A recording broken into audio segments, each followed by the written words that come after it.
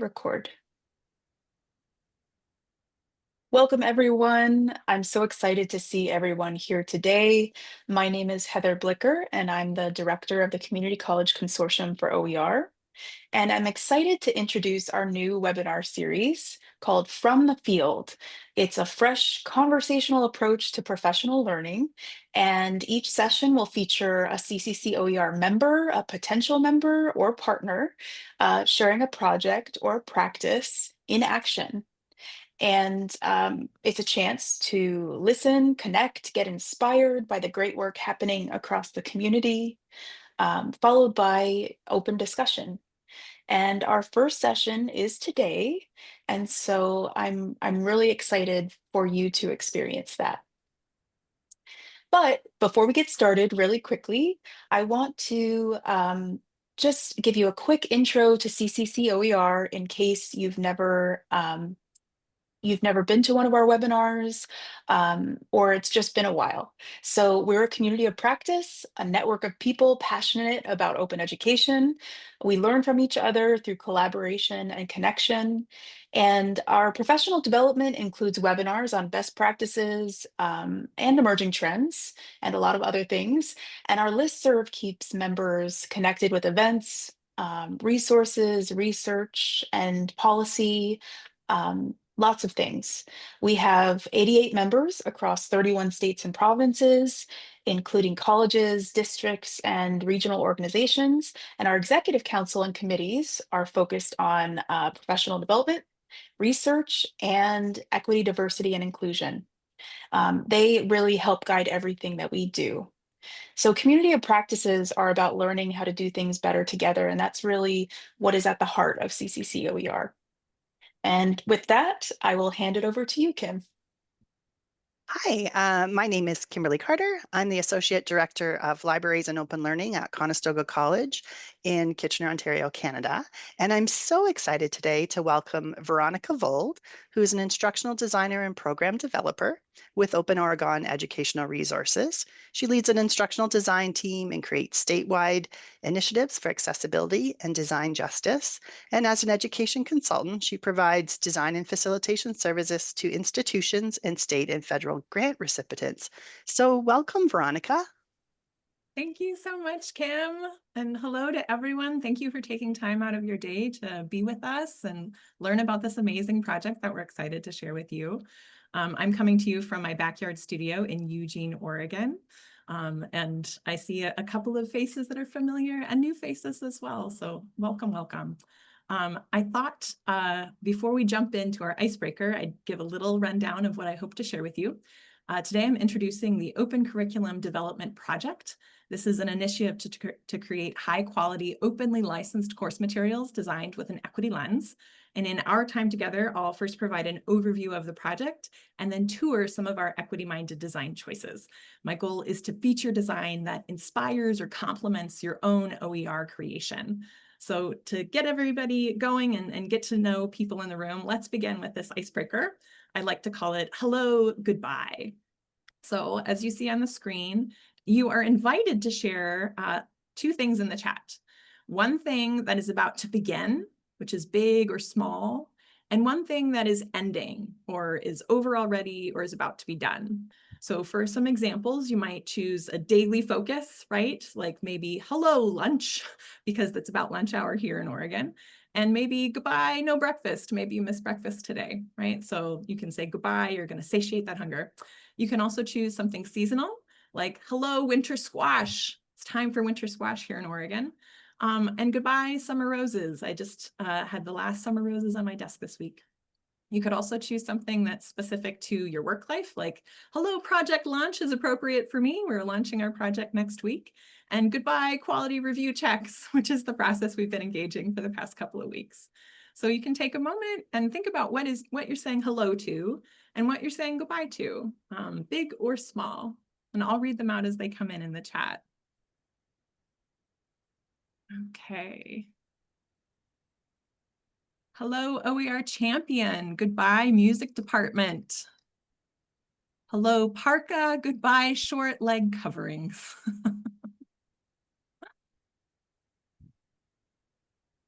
Hello, sunshine. Goodbye, rainstorm.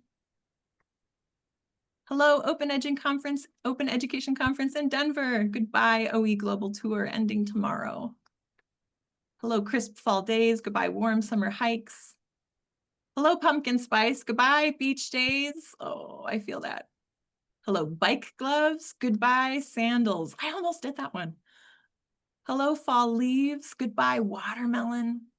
Hello, apples and pears. Goodbye, blueberries. Hello, sweaters, and goodbye, zinnias. Let's see. Hello, OE Global Tour. Goodbye, CCC OER webinar for another month. Hello, Mariners in the playoffs. Goodbye, 40+ years of disappointment. Excellent. Thank you. Thank you so much. Hello, snow tires. Goodbye, bicycle. Hello, wonderful October rains in California. Goodbye, morning. Yeah, there's big changes and small changes surrounding us in this world right now. And thank you for locating yourself between transitions, moments in time, events, things we've loved and things we're sad to lose. Thank you for bringing us to this moment. I want to share a little bit about our program for those who might be new to what we do. We promote textbook affordability for community college and university students, and we facilitate widespread adoption of low-cost, open, high-quality materials. And you can visit us at openoregon.org for more information. We showcase what's happening around our state. And you can also sign up for our weekly newsletter if you want to keep in touch, and I'll drop that link in the chat right there. I also want to begin by grounding us in the equity statement that our team has prepared that guides our work. We recognize that our mission, our values, and our vision are not meaningful unless we account for past and present inequities. The systemic racism that led to Oregon being founded on stolen land as an all-white state has caused generations of harm. This privileges the lives of white people and shapes the experience of Black, Indigenous, and other people of color that live and learn here today. And as a statewide program, we must attend to the impact our choices have on Oregon students. Our team provides tools and resources to make diversity, equity, and inclusion primary considerations when faculty engage with open course materials. We also continue to ask questions and learn together, and we welcome being held accountable to the ideals in our statement via our contact page. So 4 years ago, our team received 2 grants to develop openly licensed course materials with an equity lens. Our disciplines include human development and family studies, sociology, and criminal justice. And after several years of revision and peer review, piloting these materials across dozens of courses with hundreds of students and our pilot instructors, we are celebrating our official launch next week. So we invite everyone to celebrate the hard work, commitment, and care from hundreds of people who contributed to these projects that we're about to check out. And everyone is invited to attend our launch party. I'm dropping that link in the chat now. Yeah, so we hope to see you there. We're also in the final stages of quality review for the professional development training that produced these projects. And you can see our book cover on the screen. This training adapts the work that we did with our partners at Chemeketa Press and the award-winning design resources from Doing the Work and Equity-Minded Course Design, which I will also drop in the chat now. So you can check those out if you're eager to see the trainings that supported these projects. So that resource will also be available in the coming weeks. So to introduce this project to you, I want to reflect on our project equity statement because it guided our work. We created our equity statement with the help of our equity consultants, Valencia Scott and Heather Blicker. Shout out to Heather.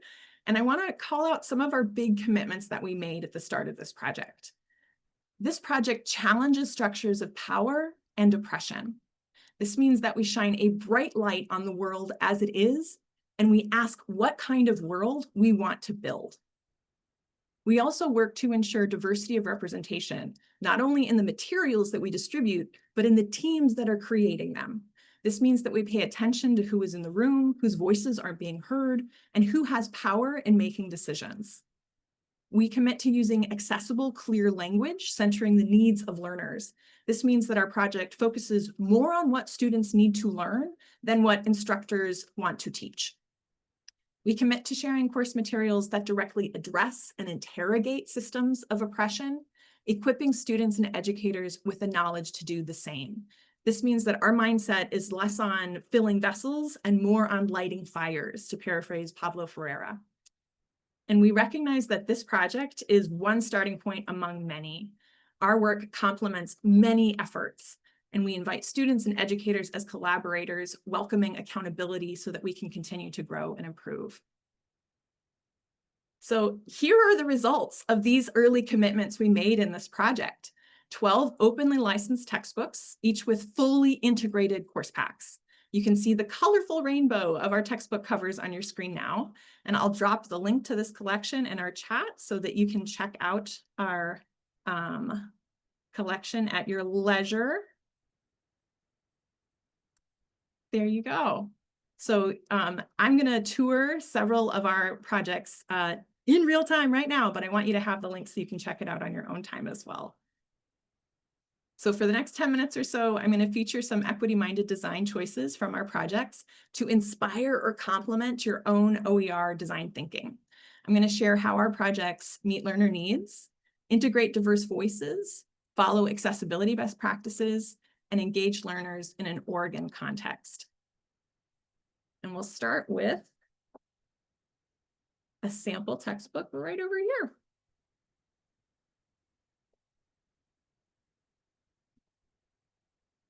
All right. Everybody see my screen okay? All right. So I've chosen to feature mental disorders in the law and the criminal justice system. This is an introductory textbook exploring the management and treatment of people with mental disorders throughout the criminal justice system. We use Pressbooks as our platform for sharing our open textbooks. That allows us to also provide multiple formats for students to access. So our EPUB and digital PDF are available for access offline, and our print PDF is available for print. If you scroll down on the homepage of this textbook, you'll see the table of contents for all of the chapters. We deliberately broke out chapters by title and section. Each section is numbered so that everyone can see how the chapter is put together and how all the parts fit in. Everything is linked for direct access. And we'll jump into this chapter 5 to show you the anatomy of a chapter. Each chapter begins with a set of learning objectives as well as key terms. This orients students to the chapter's main arguments and knowledge domains, and it also cues them to pay attention to what concepts might surface and be relevant that are both in this chapter and later in the book. Something that sets these books apart is our learning objectives inspire students to apply critical thinking and to pay attention to systems of power in the world. So here we're recognizing the risks of police interactions with people experiencing crisis in the community. We're comparing opportunities for police to respond to calls in ways that minimize harm and better meet the needs of the communities they serve, including people who experience mental disorders. So at the start of the chapter, our authors set out our learning objectives using rich verbs like recognize, describe, explain, and compare so that students know what is at stake for them and know what is coming as they engage in this work. We also include at the bottom of every chapter section, license and attribution sections. So this is so future educators know how to use this content and attribute it appropriately. Another thing that sets off the start of our chapters is human stories. We really want to humanize complex topics that these books explore, and we want to elevate voices that are sometimes set to the margins or aren't heard in dominant discourse. So this author in this chapter on improving police response has chosen to feature the story of Melissa Perez, a woman who was killed by police while experiencing mental health crisis. You see here that we have an image that's been provided by the family in public media. And I'm going to read this caption because I think it anchors the work that these books are trying to do. A family photo shows Melissa Perez, second from right. After her mental health crisis resulted in police shooting and killing her, Melissa Perez's family filed a lawsuit demanding accountability. What can communities learn from stories like Perez's? So you see right from the beginning, the chapter is centering in on the human stakes of this chapter's content. We're drawing not only just an image of the family that are deeply impacted by this issue, but we're drawing out a figure caption that poses a question back to students, asking them to consider what it is they want to take from this story and how they will integrate it into their own thinking throughout the course. I also want to feature the body of one of our chapters to show how universal design for learning is integrated. So rather than meet a wall of text, which is often really discouraging for students, our authors deliberately incorporate rich multimedia and images. In this chapter, which is focused on Oregon, as all of our books do, to bring to life the local context that our students are facing, we have video from crisis response teams associated with mental health. We provide a transcript of the captions within the video so that students can engage and respond in multiple ways. We include images from available lifelines. And our figure captions draw out student response to the content. So in this example, Multnomah County advertises its local crisis line. What words stand out to you from this message? So inviting students to make a personal connection to the content is a value that we've carried forward in our books. I also want to feature spotlights, so deep dives into content, case studies, biographies, and events that are related to the chapter topic. In this example, we're drawing on Cahoots, which is a local services program to Eugene Springfield area. And we also see that the author has chosen to incorporate relevant cultural visual cues, like the Simpsons mural. So showing students, reflecting back to students what is happening right now in the world and trying to use references that are sensible and relevant to them. I also want to feature the use of complex images. So in this infographic, we have a substantial figure caption to explain its purpose and use in the chapter, but we also have incorporated an image description as this content is not accessible to screen reader software. So if we select image description, our books jump us to the specific image description for this figure, and then we can return to that figure so that it's a seamless experience when students are reading. Okay. All right, I'm keeping an eye on the time. We're going to jump to the close of a chapter. So our chapters summarize major themes at the close of each chapter. This author has provided summary statements so that students can review the content that was covered and the claims that were made.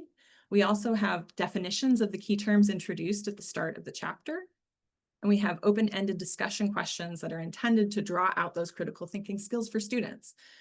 For example, the first question here, best practice guidelines dictate that mobile crisis teams should operate without law enforcement. Do you agree with this approach and why? So drawing on the current reality, inviting students to consider their own position and to think about why they're moved or motivated to provide that response. Similarly, if you or a family member were experiencing a mental health crisis, what type of community response would you want to receive? So directly asking students to imagine what alternatives or realities we want to be building in real time. Finally, each chapter ends with a self-comprehension check or knowledge check. We've incorporated H5P questions using the multiple choice or true-false question types because those are accessible to screen reader software. And you can see students can read through the question, select a response, and then check their answer. And we have immediate answer feedback that draws on content from the chapter to direct students toward further study or to explain why an answer option is right or wrong. Each chapter includes multiple questions so that students can engage across a diverse array of subjects covered by the chapter. All right. I'm now going to move us to the integrated course pack.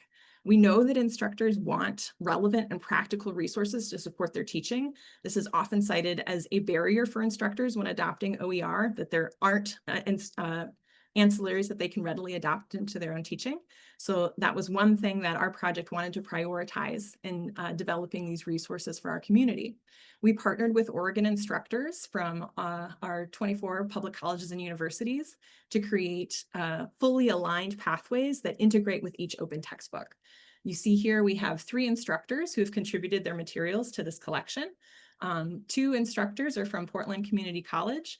Each of these pathways is distinct. One course is entirely online with no remote synchronous sessions. The other course is online with synchronous sessions. And then our third course from a different institution is also an asynchronous online course. So we intentionally prioritize multiple learning pathways that instructors might consider when they're teaching with our books. Each course pack includes a brief course description explaining the topics covered by this course, the skills and methods incorporated, as well as an accessibility statement, flagging known accessibility issues within this content. We also include an attribution and licensing statement so that future users know exactly how to adapt and use this content. We model our course pack design off of BC Campus's curated collections, trying to provide best practices so that people have the metadata they need from the get-go in order to make teaching decisions. Each course pack then lists our course learning outcomes, which in our case we did our best to align across the state by doing an analysis of course learning outcomes for all relevant courses. You'll also see course materials relevant to the instructor and orienting them to the course itself, including the course map. So this is a full blueprint for the arc of the term, week by week, listing all of the objectives, assignments, activities, and assigned content. So this is a collection that shows from week 1 to finals week how the course was put together. And if you scroll down on our course packs, you'll also see a week by week breakdown. So for example, week 1, you'll find the material that instructors want to use in their online courses in particular, a weekly overview, course materials, and collection of assignments. Each individual assignment, if you select it, you see that this is designed with transparency and learning and teaching in mind. We see purpose, tasks, and criteria for success. We also have an open license statement. So every item shared in our course packs clearly indicates to future users how you're invited to reuse this content. All right. Another important component that I want to highlight for you is the presence of our OER Commons groups. So each book in our collection has an assigned OER Commons group where we've housed our current collection, our textbook, and our course packs. There's also an open invitation for future educators who adapt our books to share their open content so that we have an ongoing repository of assessments, activities, ideas for instruction that are associated with this book. You can either click contribute to this group to submit a link to a resource that you've openly licensed from the web, or you can, I just need to make this a little bigger, click add OER to add a link to your content. So our goal is to house an environment where educators can continue to be inspired by one another, pull in new resources, and share out what they've created. So those are the 3 main tours that I wanted to offer, and I'm conscious of our time, so I'm going to pull the screen back and invite questions and discussion. Thank you so much, Veronica. As I was sitting and listening, I was thinking, wow, instructors must really love the course packs and the extra ancillaries that you've put together. I'm sure that that would really set them apart. So that's really, really great. There's lots of positive contents. And I'm just looking to see, I don't think there was any specific. Oh, could you share what grants or funding sources supported the development of these books? There's a question in our chat. Yes, I'm going to pull the exact language for you. One moment. We received funding through, one second, a GEAR grant, but I want to get the exact words for you.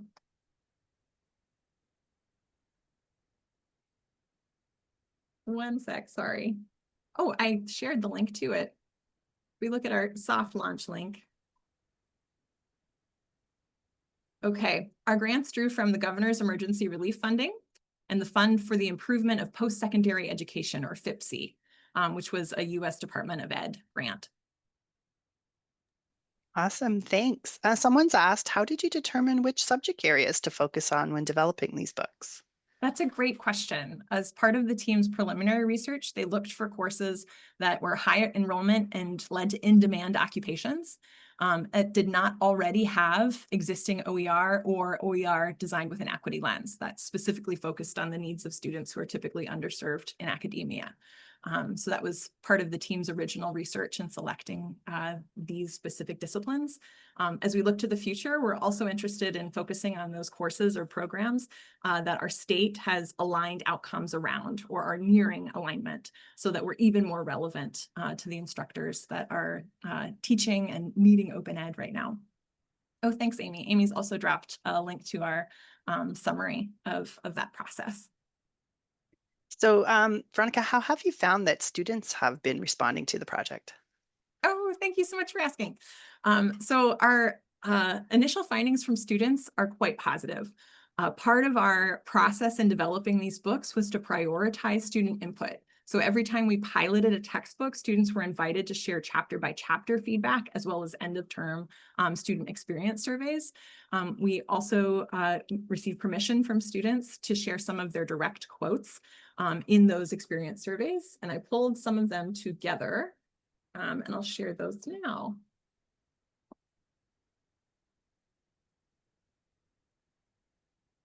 One sec.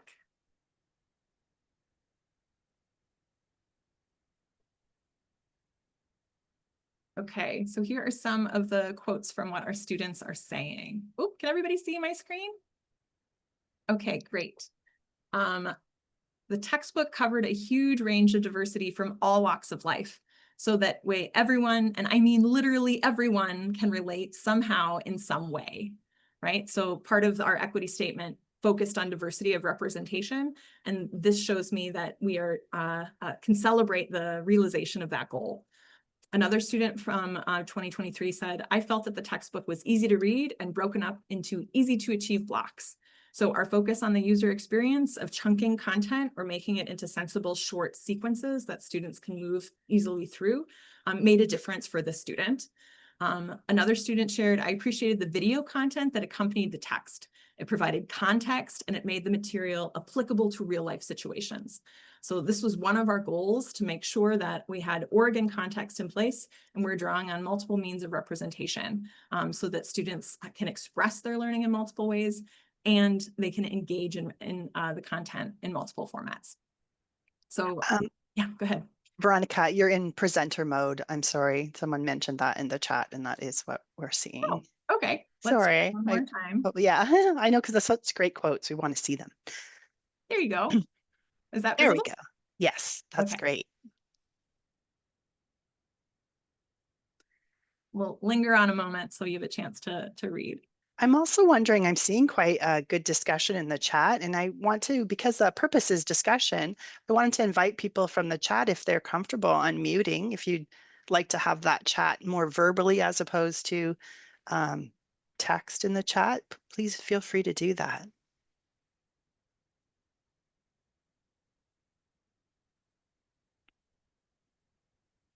And the room goes quiet. That's my fear. Oh, I can say great. something.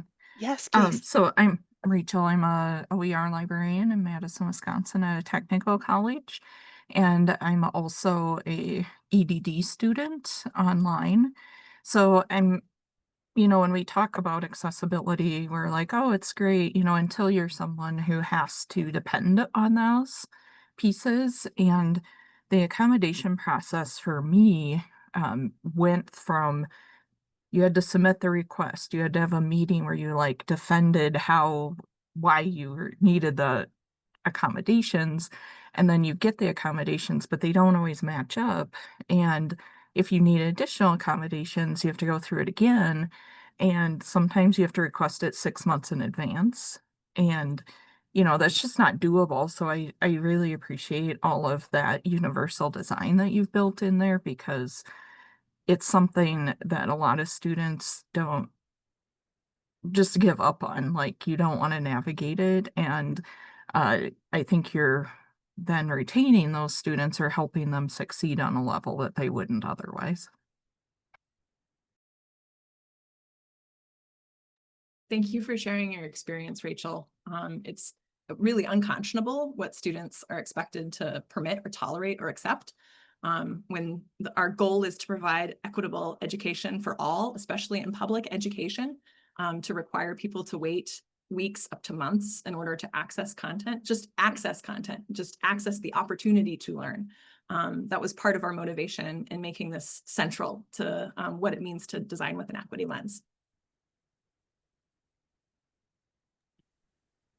I thought there was a great question here. How much training did textbook authors get? And did you think it covered what they needed to know? And did they? Mhm. Yeah, thanks, Jonathan. That's a great question. So over the course of 4 years, we had 12 author teams that moved through original creation, through revision, toward piloting, and then toward quality review. And this was our first go around. So we were doing the best we could, putting the materials together as it was happening. And we are in a stronger position now to look back and say, okay, this is where the pain points were, or this is where we really needed to bring in more information. So we, at the start of our project, we had an accelerator or a period of intensive 4-hour live trainings with our author teams. And then after we developed an initial outline of each manuscript, we moved into months between each of our professional development gatherings. We had a project manager who coordinated alongside all of our lead authors on our teams, and they were also providing direct support. So we had a combination of both curriculum, a professional development curriculum with real-time engagement, especially at the beginning, and then we tried to be strategic in providing support as authors needed it moving forward. We also found that authors weren't ready for all the great information we wanted to share from the get-go. So the pace at which authors can absorb or receive or apply the information made a big difference. So we found that trying to wait until authors were actually applying alt text, for instance, in images that they'd already chosen for their chapter made it much more relevant than starting out with also add alt text, even as you're drafting, even in this early stage. I think now we're in a position, especially with the open development curriculum, to be much more strategic and target when people need to know the specific elements for that stage of development.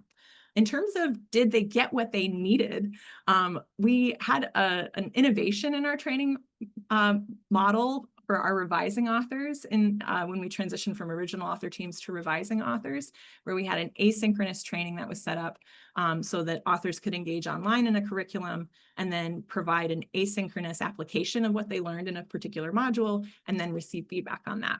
And we won the OE Global Award for Excellence for that training, or doing the work training. And I think we had a high success rate, especially for instructors who were brand new to the project, who hadn't already done previous professional development. It also gave them an opportunity to have high contact with our leadership support team. It's always going to be a challenge, especially now with so many demands on instructors and colleagues in higher ed who are serving on committees and meeting student needs in addition to teaching. And so being creative about how we offer that professional development and being flexible with multiple pathways made a really big difference. And I think another thing that our team did really well is we had equity consultants, we had OER development consultants at one point to provide additional support. Because everybody's needs are unique to them. And sometimes having a one-on-one meeting with someone who can listen to you makes all the difference. That's great. Thank you. And congratulations on that award. How exciting. There's another question here that I think it's good. A great thing about OER is current and relevant links. The downside is the links get broken, programs end, etc. How is the updating of all these great sources built into the grant? Is there someone designated to be responsible for this, and ways for faculty or students to report any? Yeah, I think that longevity and evergreening content is a really big question. One benefit to these projects is we have our contact information listed in the front matter of each book so that we can know in real time if something breaks or if something needs to be replaced or if an image is no longer loading. The other benefit is that because we have designed these books to be so specific to Oregon institutions, if something new comes up or someone who has developed like examples of local crisis services have changed, our community is prepared to replace that content or update that content and then share it back in our OER Commons groups. So we're kind of positioned to crowdsource because we've made these books so relevant and appropriate for the needs of our education community.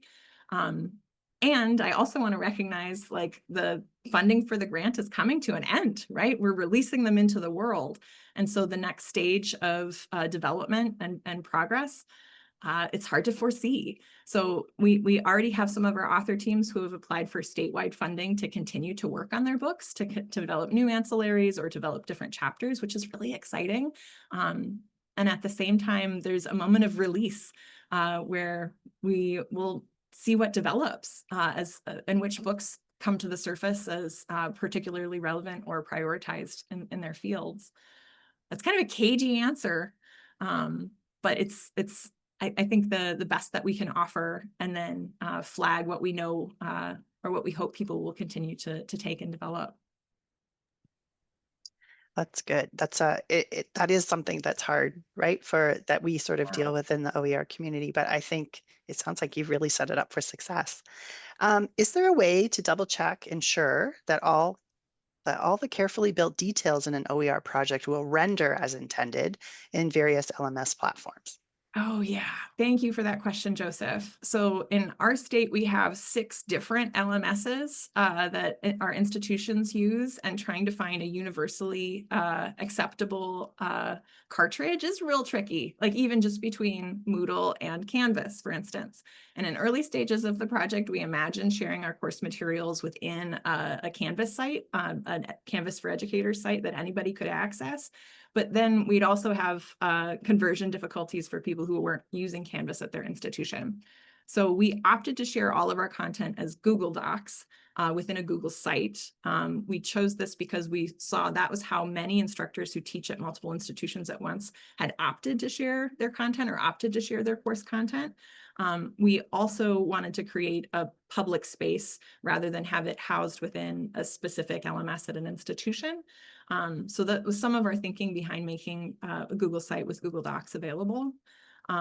One thing that we have done is done accessibility reviews on all of the Google Doc content so that headings, document structure, use of lists, use of color, alt text, appropriately formatted tables, all of that is in place to support transporting the content from one LMS to another. But that continues to be a challenge. I know some states, I think Idaho has all one system, which makes it easier to prepare open content that you then want to share. That's great. So I'm just going to do a quick check and see if there's anyone in the audience that would like to unmute and participate verbally in the conversation before I ask my next question.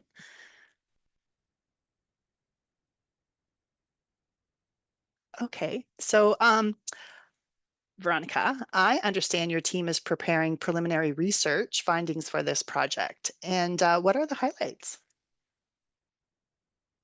All right, I put together a slide in anticipation of this question.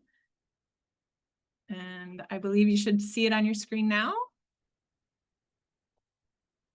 I'm getting nodding heads. I'm getting a thumbs up. Thanks, Jonathan. We can see it. Okay, so we're in the preliminary stages of analyzing the data that we receive from this project. Here are some highlights. So students achieved higher average grades when they participated in our pilot courses as compared to a comparison group. Additionally, students were more likely to earn an A grade than students in the comparison group. So this shows us that academic achievement increased in courses that were taught with our books, which is a cause for celebration. Additionally, when authors worked with an instructional designer to implement design frameworks in their pilot course, students exceeded our student outcomes targets for increased course grades and decreased letter D grade fail and withdraw, so DFW rates, right?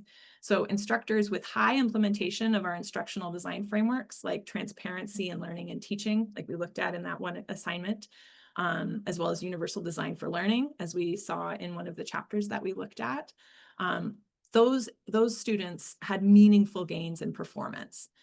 So this shows us that instructors get more leverage out of adopting affordable and high quality materials when they work with a designer. So instructional design support is making a meaningful difference directly for student learning.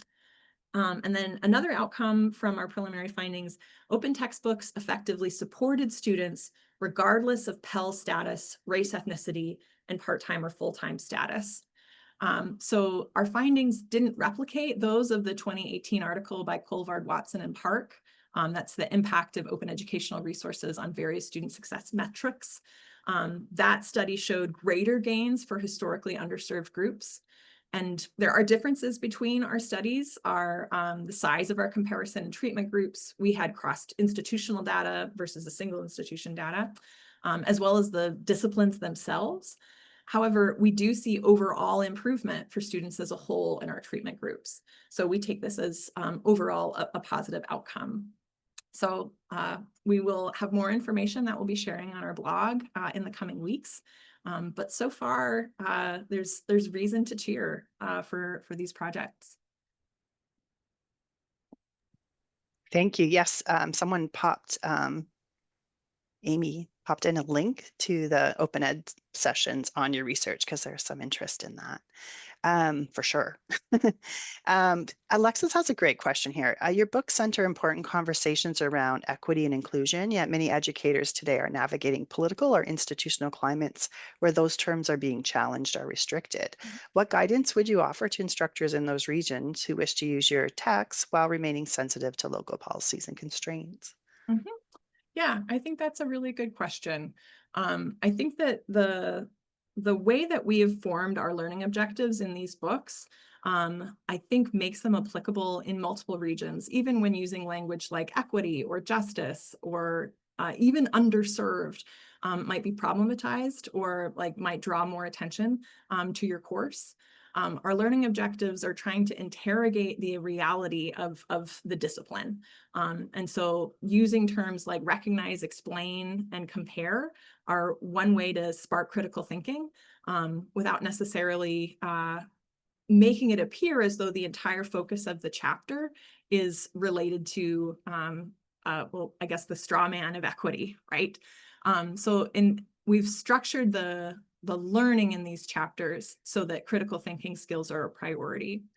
I think adapting an open textbook for an environment in which the word equity, for instance, or even the word race is problematized is a delicate project.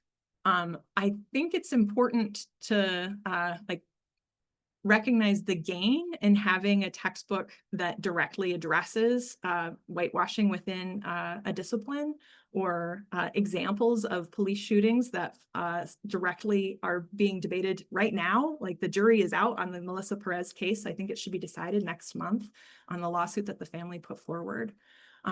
So I would say that the structure that we've created allow conversations to happen, allow learning that is meaningful and deep to happen. I think that the instinct to protect makes sense. I also think that we need to be able to use language to describe injustice honestly and openly. And so I guess I question the extent to which you could talk about criminal justice without talking about race, or that you could teach a course on mental health without discussing disproportionate experiences with law enforcement. I think the subjects themselves necessitate engagement with these concepts. And I think that the way an instructor approaches that would probably be specific to the pressures that they're facing at a given moment. But I also think there's community. So none of these books were created in isolation, and each of these books has the opportunity to spark more conversation across institutions and state lines. So if an educator is feeling uncertain or doesn't really feel comfortable assigning a chapter, I think drawing on your community and talking about how have you approached this, either within your institution or across state lines, is another great approach. I don't want to say that there's not a concern for so many of our educators right now. And I think there's a really important place for books that directly address the history of how we arrived at this moment, and are designed so that students can develop more critical thinking skills and draw conclusions about what they want to do next. Thank you, Veronica, for addressing that. I think that's really, really helpful. Kind of pivoting a little bit, we're just curious to know if someone didn't have the same type of infrastructure and support, what advice would you give them? That, maybe they want to be involved in creating an OER, what advice would you have for them? Yeah, it's important not to assume that every institution has an instructional design team or even a librarian who is available and ready to provide support. That's not to say that every institution is the same, and always checking on the community within your existing institution is a great first step to make sure that you're aware of the current landscape and aware of what partners are just waiting to be asked to participate in your project. I think following CCC OER's listserv and following our listserv, there are opportunities and invitations to continue to collaborate across disciplines in particular. So working with someone on a sociology project who might not be from your own institution is an opportunity. I think following the community that is alongside or layered over institutional communities is really important because there are more funding opportunities that exist regionally as well as within specific states. And drawing on those opportunities often takes the community, like flagging them and letting you know that, hey, this is coming up, or hey, who wants to get together in this way? The conference opportunities, whether regional, statewide, or even the OE education or open education conference coming up at the end of October. That's another way of finding allies to connect and to network together. I think that finding what it is that you want to build is sometimes more challenging than finding the funding to support it. I think once you can articulate, like, this is a need, this is what I want to do, this is what I want to offer, finding the people who share that vision and want to support it, I think is actually perhaps not as challenging. So starting to be really clear on what it is that you hope to build or the kind of community that you want to be a part of is a great first step. That's great. It kind of leads into a question that's in the chat. What has been your experience with faculty buy-in for adopting OER resources? So, Ooh, can everybody hear me? I have okay, great. My Zoom is giving me you're muted. So faculty telling other faculty about these opportunities is the best, most persuasive way of gaining another open education advocate. Often attending a virtual OER workshop like those that we offer in Oregon and meeting other faculty who are interested in this work is a great first move. I think that the faculty buy-in, especially with so many pressures on time and overcommitments and the withdrawal of support and funds within institutions, it's challenging. I think the runway needs to be a lot longer especially for early career faculty who are doing a lot of work very, very quickly. But often being able to make the case that this project builds community, meets your teaching needs more efficiently, more closely, and it's something that you can continue to develop and adapt over time as student needs change or as your own teaching modality changes. Those are big selling points. And then I think one thing that I've heard from people is the community, people really wanting to enrich and make learning more relevant, applicable, and accessible. I think that's another factor that is really persuasive when it comes to open education. thank you for that, Veronica. I think we have about 5-ish minutes left, and I wondered if you would share some more examples of equity-minded assignments from this Oh, yeah. collection. Yes, absolutely. Okay, let's see. I'm going to draw us toward, let's do this assignment. I'm going to pull it up here and share it here. Okay, so this is an assignment. Can everybody see week 4 poverty and diversity assignment? All right, awesome. So this is an assignment from a practicum course for students who are about to embark on internship in human services. So it's follows the teaching and learning, transparency in teaching and learning and teaching model. You see purpose, tasks, criteria for success. It's a reflection that indicates right from the get-go why the instructor is asking students to take this on. So to reflect on information provided in the text, is synthesizing the class activity and the film that they've experienced on intergenerational poverty. So it's a 2 to 3 page paper. It draws on information provided in the chapter. And there are 2 key questions.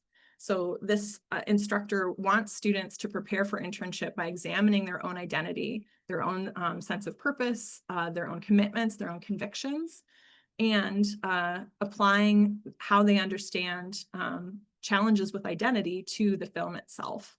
So it's a shorter reflection paper, but it synthesizes multiple forms of information at once.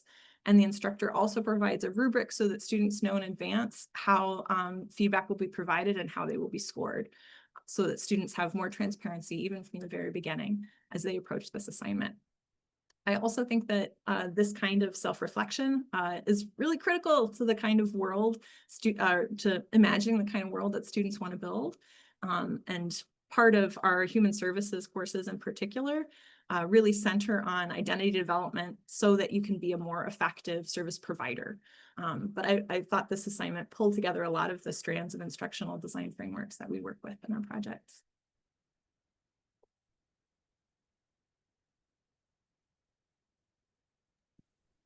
That's great. So I'm just inviting anyone for a last maybe question or comment as we start to wind down this conversation.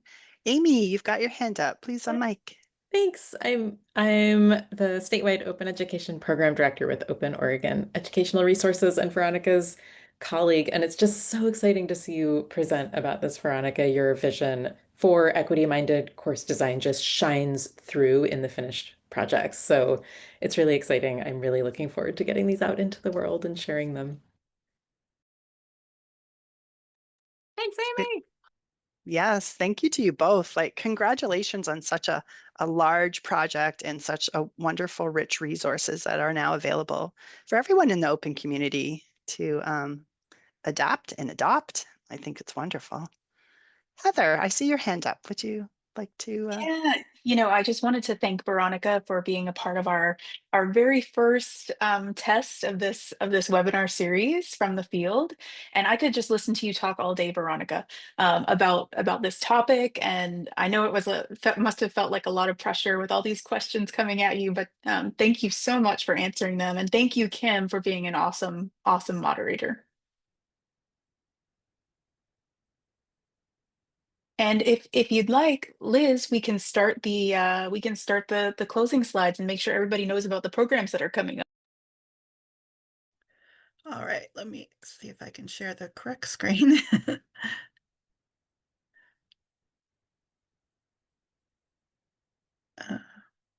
Okay. So we just want to let you know about a few different things coming up. Heather and I have kind of mentioned it, but we're right in the middle of something called the OE Global Tour, and tomorrow is the last day of the tour sessions, and we have Latin America at 11 a.m. Eastern, and North America. The Latin America session will be in Spanish. Just know that, and they're both 90 minutes. And so if you're interested, also we had the Middle East, Asia, and Oceania on day 1, and Europe and Africa. I guess it was earlier today. I was just still asleep, but so if you're interested in any of those, you can go watch the recordings. And so tomorrow, Heather and I will be hosting it along with Robert Lawson from Northwest College as one of our tour guides.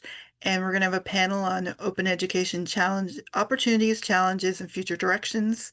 We're also going to have some real short snapshot talks. Some of them are featuring OE Award nominees.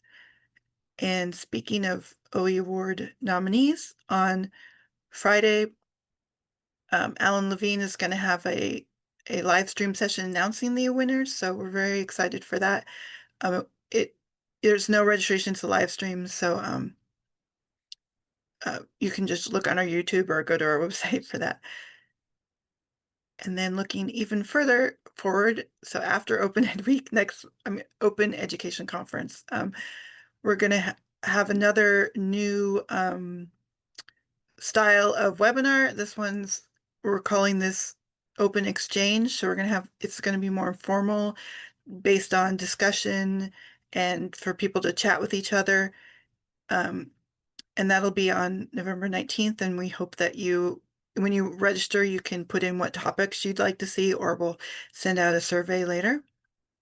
And so hope you can join us live for that one to kick off that new series. And then just lastly, let us know how we did. This, like we said, this is the first time we're doing this type of webinar. So, if you loved it or you hated it, please let us know. And that is it from me. So thank you everybody for joining us. Thanks, everyone. Hope to see you next time.